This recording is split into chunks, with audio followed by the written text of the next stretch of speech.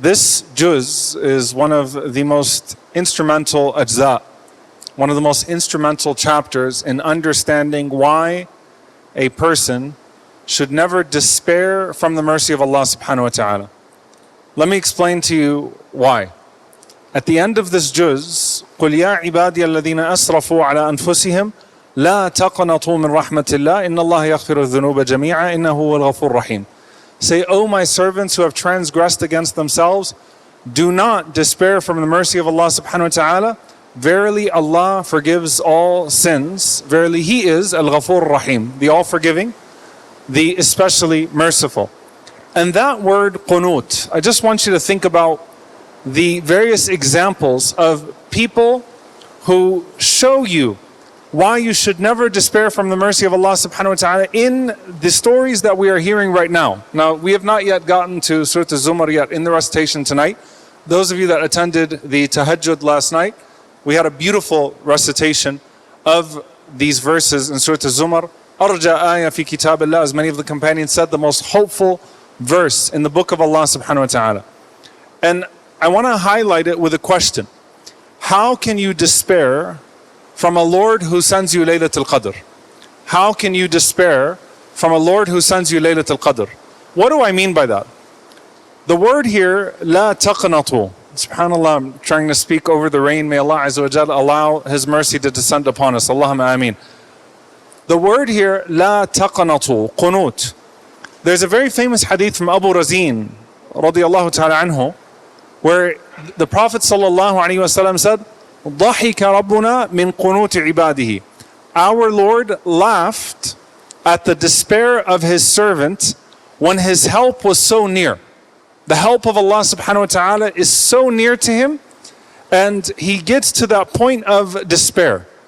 And Abu Razin says, Ya Rasulullah, does our Lord laugh? And the Prophet ﷺ said, yes. And he responded and said, how can a person despair of a Lord who laughs? How can a person despair of a Lord who laughs? And so I want us to add to that, how can a person despair of a Lord who gives us Laylatul Qadr? What do I mean by that? Especially in regards to this verse in particular. Allah subhanahu wa ta'ala gives us all sorts of stories of people in this juz, of people who could have despaired, but they didn't.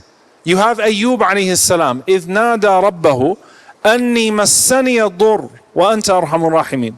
When he calls upon his Lord and he says that I have been struck by pain, by affliction, and you are the most merciful of those who have mercy. And Allah Azza wa Jal mentions, فَاسْتَجَبْنَا لَهُ. And so we answered him, and we relieved him of his distress.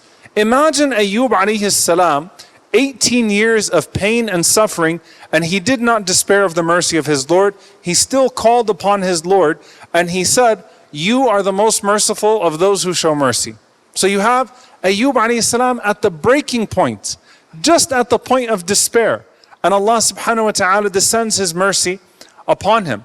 You have the man in Surah Yasin that we read about, who was beaten to death by his people. And as he sees the mercy of his Lord, what does he say? يَا لَيْتَ قَوْمِي يَعْلَمُونَ بِمَا غَفَرَ لِي رَبِّي وَجَعَلَنِي مِنَ الْمُكْرَمِينَ. And this is a rich tafsir, by the way. When this man who was calling people to the mercy of Allah subhanahu wa ta'ala, calling people to the forgiveness of Allah subhanahu wa ta'ala, was beaten to death, and he finally saw, he entered into Jannah, and he saw what he was calling the people to.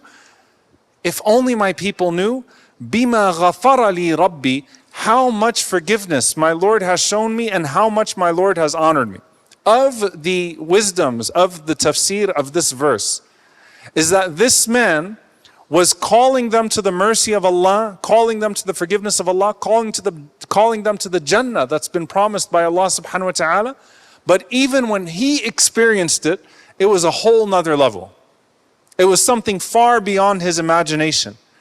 And his saying, if only my people knew, is saying that if only my people knew, they would not insist on their disobedience. Bima ghafara li rabbi.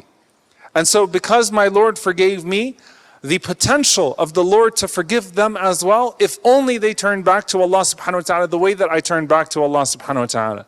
And their despair looks like insistent disobedience.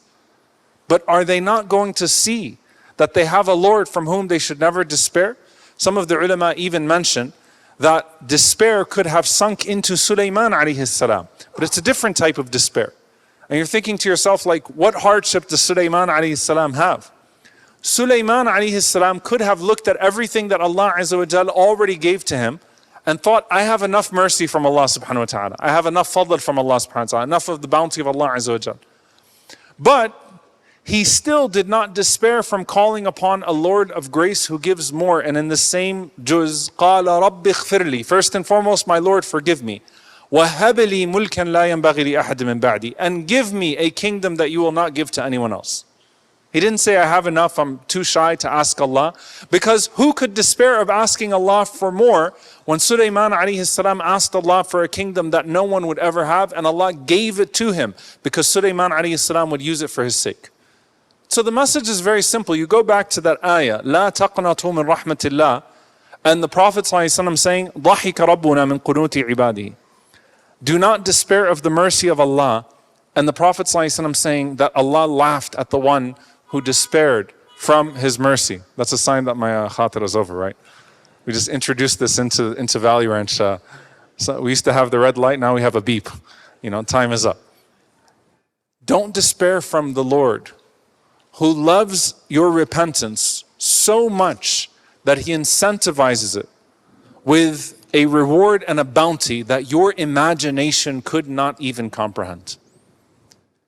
And imagine, by the way, subhanAllah, the way the servant would feel silly on the Day of Judgment when they see the Jannah that Allah Azza wa Jal has given and all of the opportunities that Allah subhanahu wa ta'ala gave to forgiveness, and they did not avail themselves of those opportunities.